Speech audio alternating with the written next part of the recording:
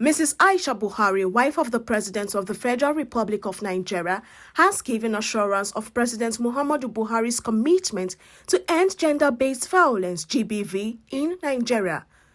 The wife of the president said this at the launch of a GBV media campaign as part of activities to mark the 2021 16 Days of Activism Against Gender-Based Violence organized by the United Nations Population Fund (UNFPA) in Abuja with the theme of UNFPA's media and film campaign, Orange the World, End Violence Against Women and Girls Now. The wife of the president, represented by Mrs. Dolapo Oshimbajo, wife of the vice president, said the time to act was now as gender-based violence deprives women and girls of opportunities and is an infringement of their human rights. The time is now for us to say enough is enough. Distinguished ladies and gentlemen, please let me assure you that the measures taken by the present administration of my husband, His Excellency President Muhammadu Buhari, is a commitment to the women and girls of Nigeria, and indeed all its citizens, that the government will continue to leave no stone unturned to ensure women and girls receive the necessary protection and services required. Indeed, today I stand before you to add my voice to claim the rights of women and girls that we serve, and assure you that I remain an astute advocate of zero tolerance to GBV and all forms of harmful practices. I, Aisha Buhari, has zero tolerance for gender-based violence and harmful practices and say enough is enough. Indeed, the National Demographic and Health Survey 2018 data tells us that 1 in 3 women and girls in Nigeria are survivors of abuse.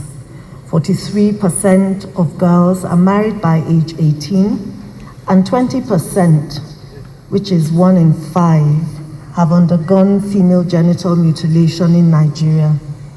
The importance of this event lies in the fact that as I address you this evening, perhaps somewhere in this country, a woman or girl, boy or man, is being abused, beaten, assaulted or raped. This violence is found on the streets, at school, on campuses, at work and places of worship, and worst of all, in their own homes. As we launch this year's campaign, we ask, for how long must this go on? Gender-based violence is a gross violation of women and girls' fundamental human rights, and there is no excuse for it. That is why we are here today, because together we have the power to do something. It is in our individual capacities and collectively as a nation to speak out against GBV in all its forms. Similarly, the Minister, Federal Minister of Women Affairs and Social Development, Pauline Talon, called on all men and women in Nigeria and across the globe to support the fight to end gender-based violence. Before the end of this year, that is my target, that we'll have the 36 states covered, if not latest early next year. It's not just about the implementation, or it's not just about the domestication of the Child Rights Act and the VAT Act, but the implementation. We must ensure the full implementation of these acts. And that's why we are calling on the justice system to arise and do justice to thousands of cases that are still lying fallow before our courts. Because we are appealing, we are asking for special courts where such cases will be addressed with dispatch. I was discussing with the First Lady of Senegal when they were here 3 days ago during the African First Ladies Forum. And Senegal are doing so well. Under the able leadership of the First Lady there, they have put in place courts where any perpetrator that is caught abusing any child or any woman will be tried and fined within latest 2 weeks. I pray that soon we'll get to that point where all our cases in our courts will be tried and punished within 2 weeks. I stand in solidarity with all our survivors, and I say no to all forms of violence against women.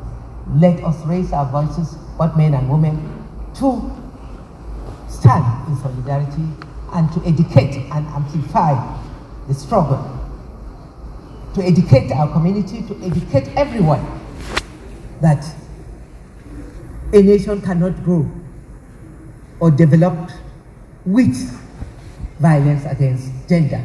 According to UN Under-Secretary General and UNFPA Executive Director, addressing gender-based violence lies in upholding the values of harmony, cooperation, and the ability of families to prosper.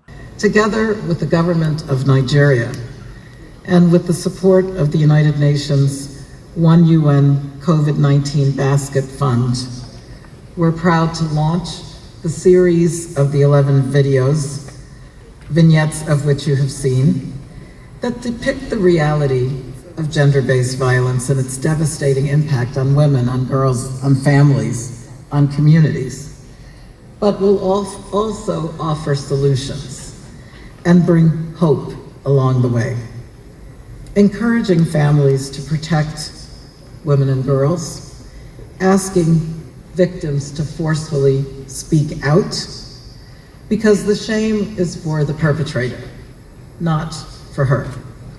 And we hope that the powerful Hey Woman monologue and the depictions of what we can do to change a disturbing picture will go viral. What will lead us to a future of zero gender-based violence and harmful practices? We must build that foundation on the positive aspect of culture, of religious belief, which everywhere speaks to the noble cause of peace. For UNFPA, we have determined that rights and choices of women and girls, and informing the rights holder herself of her value and of her power, is a big step forward in changing that power dynamic where someone is vulnerable and doesn't know that they have a choice. Zero unmet need for family planning, zero deaths during pregnancy and childbirth, and certainly zero gender-based violence and harmful practices such as child marriage and female genital mutilation is our goal as we move into our next 5-year period of upholding Sustainable Development Goals number 3 on health and 5 on full gender equality and women's empowerment.